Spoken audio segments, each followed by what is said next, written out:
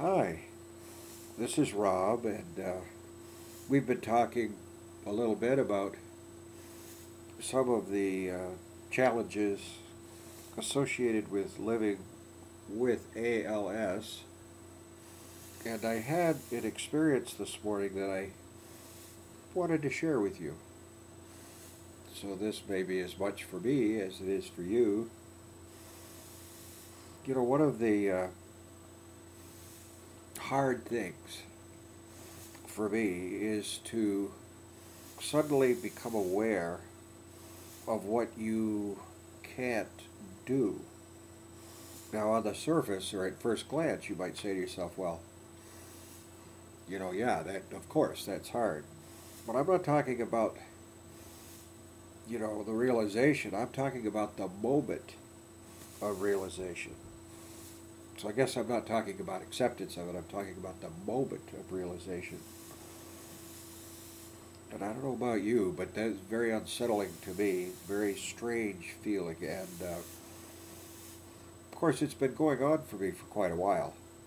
I think I mentioned earlier I used to fly a lot, and I would measure the overall deterioration of strength by whether or not I needed help to load luggage into the overhead.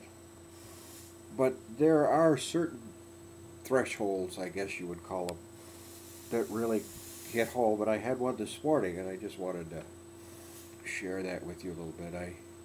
I've been transferring, they call it, getting out of bed into my wheelchair by standing up, lifting up the bed and then standing, leaning on a walker, and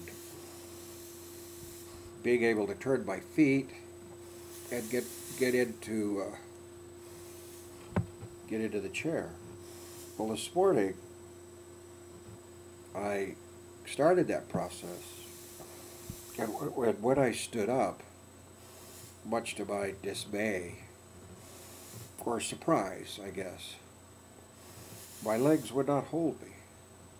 I felt like I was standing on two telescopes that were extended, but as I stood there, the telescopes kind of collapsed back into my body.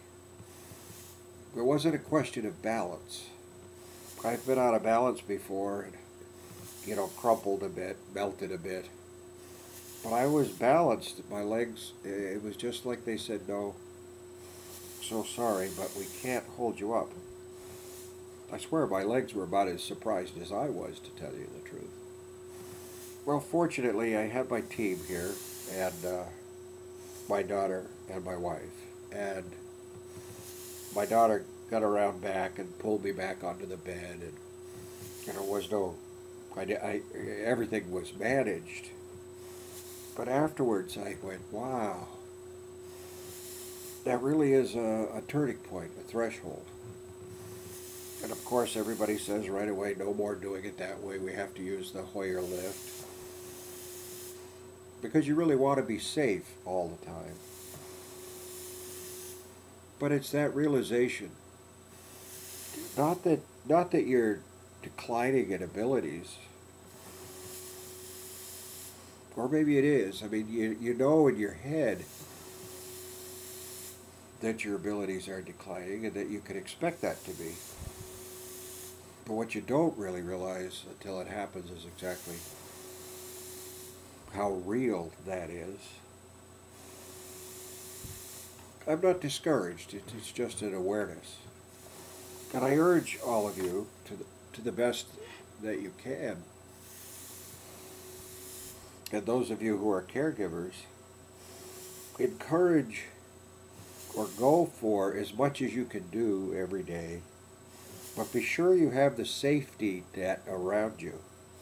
That was net, doesn't come out, the ends don't come out so good with this breathing mask on, but that you have that safety net around you so that if you reach a critical threshold, in my case this morning, supporting my weight, that certainly was a lot more critical than maybe not being able to move my arm, that you are prepared safety-wise, to manage that situation.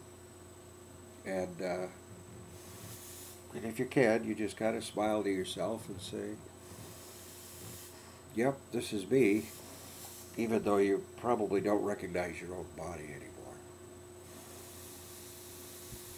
Well, I hope this is helpful, and we'll talk about other things a little later on. Thank you.